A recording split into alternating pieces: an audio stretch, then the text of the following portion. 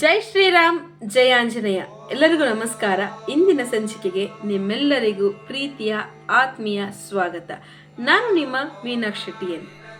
ಶ್ರೀರಾಮ ರಾಮ ರಾಮ. ಹಿಂದಿನ ಸಂಚಿಕೆಯಲ್ಲಿ ದೇವತೆಗಳು ಮತ್ತು ದೈತ್ಯರು ಈ ಮಂದರ ಪರ್ವತವನ್ನ ತೆಗೆದುಕೊಂಡು ಬಂದು ವಾಸುಕಿಯನ್ನ ಹಗ್ಗವನ್ನಾಗಿಸಿಕೊಂಡು ಸಮುದ್ರವನ್ನ ಕಡಿಯೋದಕ್ಕೆ ಪ್ರಾರಂಭ ಮಾಡ್ತಾರೆ. ಆಗ ಅನೇಕ ರೀತಿಯಾದಂತಹ ವಸ್ತುಗಳು ಮೇಲಕ್ಕೆ ಬರ್ತವೆ ಅಂತ ಹೇಳಿದ್ದೆ. ಏನೆಲ್ಲ ಬರುತ್ತೆ ಅಂತ ನಾನು ನಿಮ್ಗೆ ತಿಳಿಸ್ಕೊಡ್ತೀನಿ. ಈಗ ಬನ್ನಿ.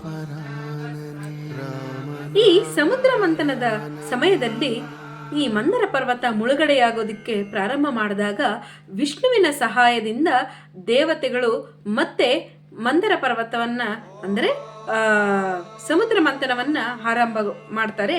ಆಗ ಅನಂತರ ಕ್ಷೀರಸಾಗರದಲ್ಲಿ ಅನೇಕ ದೇವತೆಗಳು, ಪ್ರಾಣಿಗಳು, ಪದಾರ್ಥಗಳು ಹುಟ್ಟಿದವು. ಮೊಟ್ಟ ಮೊದಲು ಆಯುರ್ವೇದದ ದೇವತೆಯಾದ ಧನ್ವಂತರಿ ಹುಟ್ಟಿ ಬಂದ. ಅವನನ್ನ ದೇವತೆಗಳು ತಮ್ಮ ವೈದ್ಯನಾಗಿ ಆರಿಸಿಕೊಂಡರು.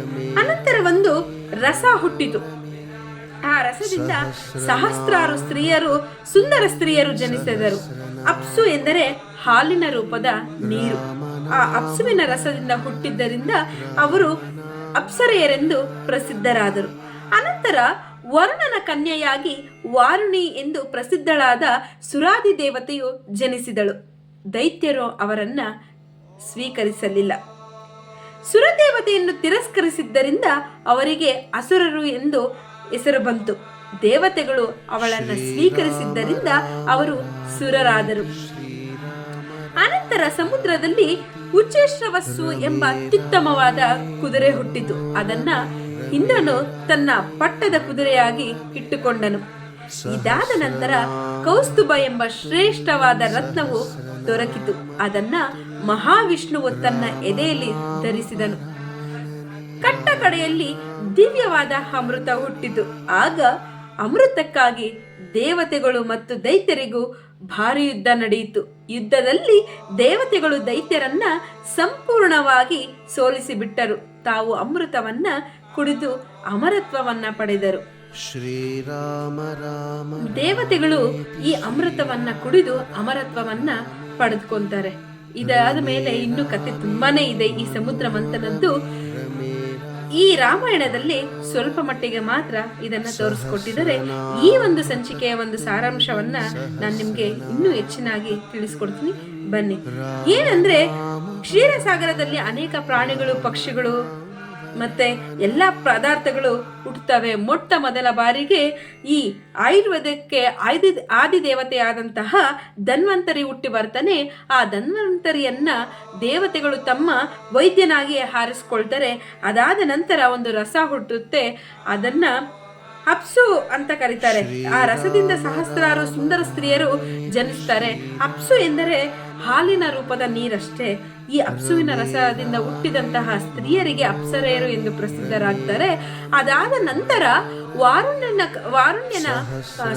ವರುಣನ ಕನ್ಯೆಯಾಗಿ ವಾರುಣಿ ಎಂದು ಪ್ರಸಿದ್ಧಳಾದ ಸುರಾದಿ ದೇವತೆ ಹುಟ್ಟುತ್ತಾಳೆ. ದೈತ್ಯರು ಅಂದ್ರೆ ರಾಕ್ಷಸರು ಅವಳನ್ನ ಒಪ್ಕೊಳ್ಳೋದಿಲ್ಲ, ನಮ್ಗೆ ಬೇಡ ಅಂತ ತಿರಸ್ಕಾರ ಮಾಡ್ತಾರೆ. ಸುರಾದಿ ದೇವತೆಯನ್ನ ತಿರಸ್ಕರಿಸಿದ್ದರಿಂದ ಅವರಿಗೆ ಅಸುರರು ಅಂತ ಕೂಡ, ದೈತ್ಯರು ಅಸುರರು ಅಂತ ಕೂಡ ಹೆಸರು ಬರುತ್ತೆ.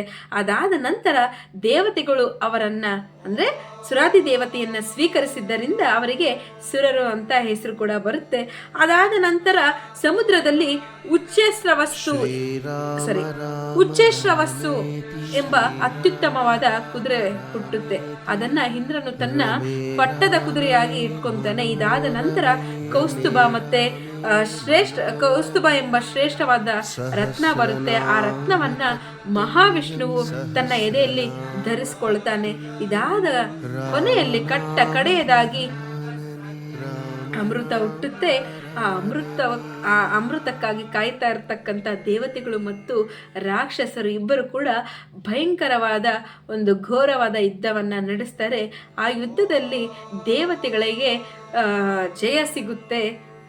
ಈ ಅಮೃತವನ್ನ ಕುಡಿದು ದೇವತೆಗಳು ಅಮರತ್ವವನ್ನ ಪಡೆದುಕೊಳ್ಳುತ್ತಾರೆ. ಅಂದ್ರೆ ಅವರಿಗೆ ಎಂದಿಗೂ ಸಾವೇ ಬರೋದಿಲ್ಲ, ರೋಗ ಬರೋದಿಲ್ಲ, ಮುಪ್ಪಾಗೋದಿಲ್ಲ ಅನ್ನೋ ಒಂದು ಏನು ಆಸೆ ಇತ್ತು ಅದು ಈಡೇರುತ್ತೆ.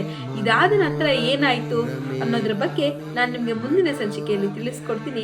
ಇಲ್ಲಿಗೆ ಈ ಸಂಚಿಕೆಯನ್ನು ಮುಕ್ತಾಯ ಮಾಡ್ತಾ ಇದ್ದೀನಿ. ಜೈ ಶ್ರೀರಾಮ್, ಜಯ ಆಂಜನೇಯ. ನನ್ನ ವಿಡಿಯೋಸ್ ನಿಮ್ಗೆ ಇಷ್ಟ ಆದಲ್ಲಿ ಲೈಕ್ ಮಾಡಿ, ಕಮೆಂಟ್ ಮಾಡಿ, ಶೇರ್ ಮಾಡಿ. ಧನ್ಯವಾದಗಳು.